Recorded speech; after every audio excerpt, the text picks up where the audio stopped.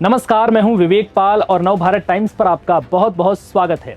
14 दिसंबर की शाम 6:30 बजे ऑस्ट्रेलिया के सिडनी शहर में हुए आतंकी हमले के बाद एक बहादुर शख्स इस वक्त काफी सुर्खियों में है, जिसकी बहादुरी न सिर्फ ऑस्ट्रेलिया तक सीमित है बल्कि दुनिया भर के देशों के अखबारों और टेलीविजन पर यह शख्स सुर्खियां बना हुआ है। नाम है अहमद अल अहमद। ऑस्ट्रेलिया के प्रधानमंत्री एंथनी अल्बनीज ने खुद अस्पताल पहुंचकर इस शख्स से मुलाकात की और उसकी हिम्मत और जज्बे को सलाम किया। इतना ही नहीं, अब इस शख्स पर जमकर पैसों की बरसात हो रही है। दरअसल सिडनी में यहूदियों के त्योहार हनुक्का के दौरान हुए आतंकी हमले में एक हमलावर से भिड़ने वाले शख्स अहमद अल अहमद का वीडियो खूब वायरल है। जब हमलावरों की फायरिंग के वक्त सब अपनी जान बचाने के लिए इधर उधर भाग रहे थे, तब ये शख्स अपनी जान की परवाह किए बिना सीना ताने सीधे हमलावर से भिड़ गया और उसकी बंदूक उसी पर तान दी। इस दौरान हमलावर की सांसें ऊपर नीचे हो गई और वो पीछे हट गया। तभी उसके दूसरे हमलावर साथी ने इस बहादुर शख्स पर फायरिंग कर दी। हालांकि फिर भी इस शख्स ने बंदूक नहीं छोड़ी, जिससे कई लोगों की जान बच गई। अब इस घटना के दौरान अहमद अल अहमद जख्मी हो गए। इस बहादुर शख्स का वीडियो चंद मिनटों में सोशल मीडिया पर छा गया। आतंकियों से भिड़ने वाले अहमद अल अहमद इस वक्त अस्पताल में हैं और उनके लिए दुनिया भर के लोग आगे आए हैं और अब तक 18 करोड़ से ज्यादा का फंड इकट्ठा किया जा चुका है। इस बहादुर शख्स से ऑस्ट्रेलिया के प्रधानमंत्री एंथनी अल्बनीज ने मुलाकात की और अहमद अल अहमद को ऑस्ट्रेलिया का हीरो करार दिया। अल्बनीज ने कहा कि ऑस्ट्रेलिया एक बहादुर देश है। अहमद अल अहमद इस छवि का प्रतिनिधित्व करते हैं। हम इस देश को विभाजित नहीं होने देंगे।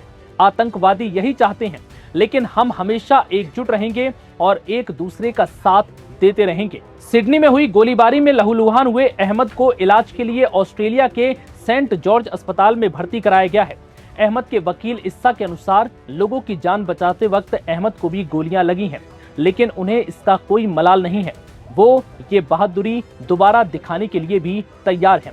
ऑस्ट्रेलिया के इस बहादुर शख्स के लिए अब गो फंड मी पेज बनाया गया है, जिस पर अब तक करीब 20 लाख अमेरिकी डॉलर फंड जमा हो चुका है। भारतीय रुपयों के मुताबिक करीब 18 करोड़ रुपए का फंड इकट्ठा किया जा चुका है। इस फंड में सबसे अधिक दान देने वाले व्यक्ति का नाम विलियम एकमैन है, जिन्होंने 99,999 डॉलर का दान दिया। सिडनी बॉन्डी बीच पर गोलीबारी करने वालों में से एक को पकड़कर उससे हथियार छीनने वाले राहगीर के लिए बनाए गए गो फंड मी पेज पर 2 मिलियन अमेरिकी डॉलर की राशि जमा होने के करीब है, क्योंकि उसकी बहादुरी की प्रशंसा अमेरिकी राष्ट्रपति डोनाल्ड ट्रंप और हेज फंड अरबपति बिल एकमैन ने भी की है। वहीं ऑस्ट्रेलियाई पुलिस ने बताया कि दोनों हमलावर रिश्ते में बाप बेटे थे। 50 साल के बाप साजिद अकरम और उसके 24 साल के बेटे नवीद अकरम ने ही रविवार की दोपहर बॉन्डी बीच पर एक यहूदी उत्सव में हमला किया था। जानकारी के मुताबिक सदरलैंड शायर में अहमद की फलों की दुकान है, लेकिन यहाँ गौर करने वाली बात यह है कि आतंकी साजिद की भी फलों की दुकान है, यानी एक फल बेचने वाला फरिश्ता है तो दूसरा कातिल। अहमद के चचेरे भाई मुस्तफा ने 7 न्यूज ऑस्ट्रेलिया को बताया कि डॉक्टरों ने कहा है कि सर्जरी के बाद अहमद की हालत स्थिर है और अब वो जल्द ही ठीक भी हो जाएंगे। ऐसे में अब इस शख्स की दुनिया भर में तारीफ हो रही है, क्योंकि इसने अपनी जान की बाजी लगाकर सैकड़ों लोगों की जान बचाने के लिए आतंकियों से भिड़ने जैसा साहस वाला काम किया। फिलहाल इस वीडियो में इतना ही। इजाजत दीजिए। नमस्कार।